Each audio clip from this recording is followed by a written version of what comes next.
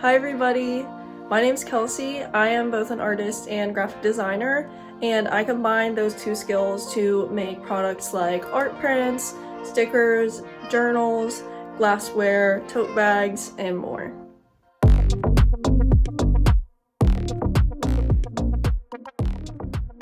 So today I want to walk you through 7 essential things that you need to start your art business. Now, whether this is still just a concept in your mind that you're thinking about or you've already just begun, if you just begun, please implement these as soon as you can. These 7 things are going to be things that are essential to just get started. I haven't gone on to the list of everything that you'll ever need to run your business. That would be probably a 2-hour video. It is a lot of things that you need to have in place. However, I think it's best for you to begin, because once you're already in it, once it's on the ground, it's a real thing, you're going to feel like, wow, this is already a thing. I need to commit my energy and time to this. When it's just an idea in your head, it's gonna be like, oh, I can do this in 2 days. I can do more research on it. What is the other detail I need to think about? When you don't even really need to think about all those details before you've even got your first sale or, your first work order if you're more of a service business. I've run 2 art businesses in my life. One of them is no longer, and I spent 5 months in that process of just wanting everything to be perfect, thinking about every little detail. And the truth is, you're really not going to know every little detail until you're in it. So without further ado, these are the 7 things that you absolutely need before you get started. The very first thing you're gonna need is patience and positivity. Now, I know you're sitting here thinking, Kelsey, that is not a thing. That doesn't seem practical. That's more of a trait. However, this trait is absolutely essential when you're starting this process and throughout the whole entire process, honestly. There's gonna be times that you need to be patient while you're making the product, while you're, conceiving the product, bringing it to a physical thing, when you're shipping, when you're dealing with customers, but especially here in the beginning when you're waiting for orders to come in. Now, we're not just gonna sit back and just wait for orders to come in. We are gonna do some things to get orders to flow to you, but at the same time, you cannot force it. And as a younger business, you are starting from ground zero of having trust in your customer. So there's going to take some time before you have reviews and you have, people that follow you, people behind you. So you need to be patient through that. And along the positive lines, just keeping a positive attitude through this whole thing is not only going to make it more enjoyable for you, but I also believe it will make it happen like better, easier, faster, because I am a believer of manifestation.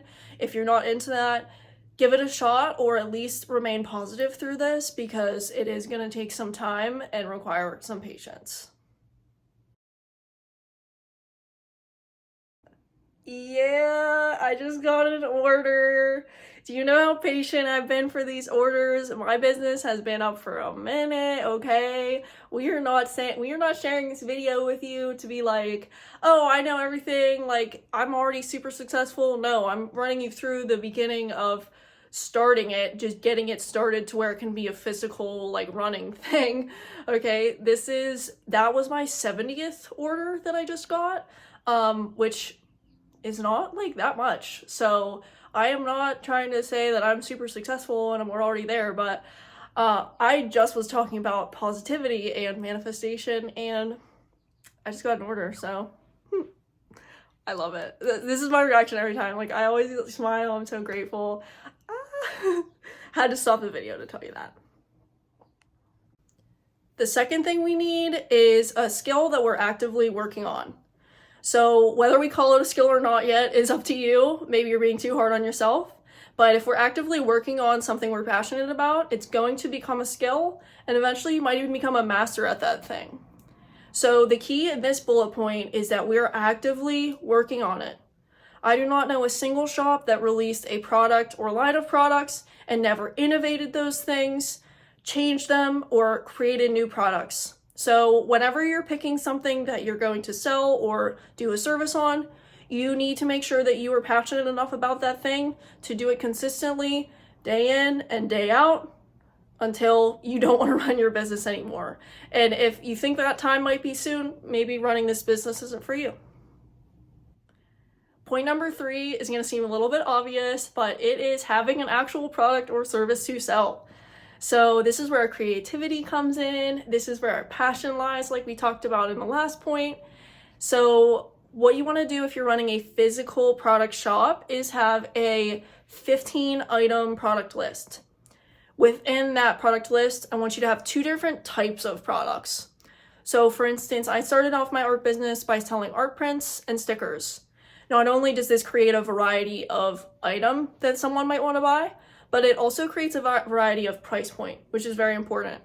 Maybe someone doesn't have $25 to give you, but they might have $3.50 to give you, and they might really want your art. So giving them cheaper options is a really good idea. If you're offering more of a service-oriented business, I want you to niche down, but not too much. So if you're really into making branding, for instance, maybe you offer the logo and the logo type, the business cards, different static marketing materials like imagery, banners, etc. If you do not like making emails and websites, don't make emails and websites. That's kind of like point number 2, but I digress. So this is the fun part. Have fun with this. Consider what you want, what the customer wants, and figure out a way to merge those 2 things. If you merge them successfully, you'll have a product not only that you're excited to make, that you really enjoy, but also that you know that someone might really want to buy, and you'll have a great product. The 4th thing we need is a platform to sell our product or service on. So there's going to be levels to this one. Level 1, super easy, low stakes, is going to be something like Redbubble or Society6. I recommend skipping this step because they take a lot of your money. You have to make a lot of sales to make money, and your art is valuable. I don't think you should undersell yourself, even as you're just starting out. The mid-level is going to be Etsy. There is a reason that a lot of people start on this mid-level, and it is because Etsy gives you a means for eyes to look at your work that otherwise would really never see your work. And this is a really good thing because you don't have to bring all of your own traffic to your business like you do in the 3rd expert level. This is where services come in. God bless your heart if you're in the services category. Good luck to you. You got this, okay? You got this. This is the expert level category because you have to bring all of your own traffic in, and a good online conversion rate is 3%. Now, if you're not aware of what conversion is, it is basically the amount of people that look at your stuff versus the amount of people that buy it. And a great conversion rate is 3%. So let's say your conversion rate is great, and you bring in 1,000 people to your website, and you do convert at that 3%. Now, that's only 30 sales. Now, I know if I was just starting out and I got 30 sales, I would be jumping up and down because that is a lot of sales. However, you have to consistently bring in that many people to your site, and you have to already have a means of bringing in that many people to your site, which if you're just starting out, you usually don't have. And that's why a lot of people do start on Etsy, because they can begin there, grow their social media following while they're there, and then transfer to the more expert level eventually when they know that they are ready for that level. So it is not my place to tell you which way to start. Maybe you do want to start on expert level off the gate. Maybe I do not know how many followers you have and you already have a good social media following. I have no idea. So this is up to you. While I have my recommendations, again, completely up to you, but pick whatever area you think that you will be most successful and most comfortable starting in. The 5th thing you need, along the more businessy side of things, is an expense sheet. Now you might be thinking, oh, doesn't matter, I'll just do it later, it's not that. No, you need to have this right now. You're going to need it later, and it is just as important as right now. If you are a sole proprietor and not an LLC or an incorporated business yet, which is what I recommend when you're starting, just being yourself, sole proprietor, you will get a 1099 at the end of the year if you are above your state's minimum threshold of money that you need to make to get a 1099. Now, you want to assume that you're going to be above this threshold. For instance, mine in Pennsylvania is only $600. So I'm going to assume that I'm going to make more than $600 because I'm going to set myself up for success. So we need an expense sheet so we can claim our deductions on our 1099 at the end of the year. At the end of the year, when we get this 1099, we are going to owe the government money. However, the government wants to see that we are running businesses. We live in a capitalist society if we live in America. So they will give us rewards in turn for having a business, which is why we need this expense sheet so we know exactly how much money went out. So we owe the government less money at the end of the year. So in terms of actually keeping an expense sheet, it's pretty straightforward.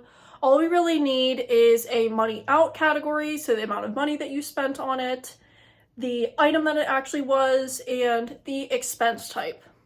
Beyond that, we might think we need to keep our receipts, which we do. However, these can be a little bit more loosely organized because we do not submit these with our actual taxes. We only keep them on file in case we were to be audited by the IRS, which not everybody gets audited by the IRS. So that's more of an I have it, but I will only retrieve it if I really need to sort of thing. Now on to the sixth thing that we need, which is branding. Now this part's super fun for me as I'm a graphic designer, but even if you're not a designer, it should be fun for you as well, because this is the part where we basically get to capture our brand's essence and turn it into visual form. So it's essentially like an extension of your work itself, and the aesthetic appeal of your brand is very important, and it should definitely be cohesive from when you start through for like a while so that people know who you are when they see your visuals. So along the lines of the visual things that we need for a brand are going to be a logo or a logo type. We need a business card.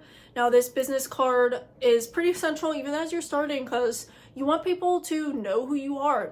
You want people to know your brand voice, know where to find you, and easily be able to recall what your business name is called if they happen to forget. Then we also need a typeface for marketing materials. So basically along the lines of like our logo, do we have a typeface that goes with our logo that's not the exact same type as our logo, but matches with it, that we will use for our marketing images? This is definitely something we need because our marketing materials, we want to look cohesive and be branded, as we call them. Then the last part of branding that we need is a brand voice. Now, this is exactly as it sounds. It's literally like a voice. So if your product and your brand and your business could talk, what would it sound like? What kind of words would it use? How would it be in the world? What sort of essence would it have? So this sort of thing is something important to think about when you are writing your marketing copy, when you are writing your product titles, when you're writing your product descriptions, etc. Now, branding is a pretty large topic, and I do believe it to be very important because I think the professionality of a brand does appeal me much more to a brand that has bad looking branding, which is why I recommend outsourcing it to a graphic designer and definitely doing research on this part, especially because it's going to be something that you want to have, like I said, implemented over a long period of time of running your business. Last but not least, the seventh thing we need is a marketing strategy and a social media presence. Now, I consider these two different things because a marketing strategy can get more into, running advertisements and stuff like that. But the marketing strategy does also apply to your social media presence because we don't want to just throw up things on our social media. We want them to be like calculated, relevant content, which is where the marketing strategy comes into being important towards social media, but they are two different things. So in terms of running a social media account, I want you to pick one that you can be consistent with and that you really like to be on. So say you already like to watch a bunch of TikToks, for instance, and you already like making TikToks, you know how to make them. Start on TikTok.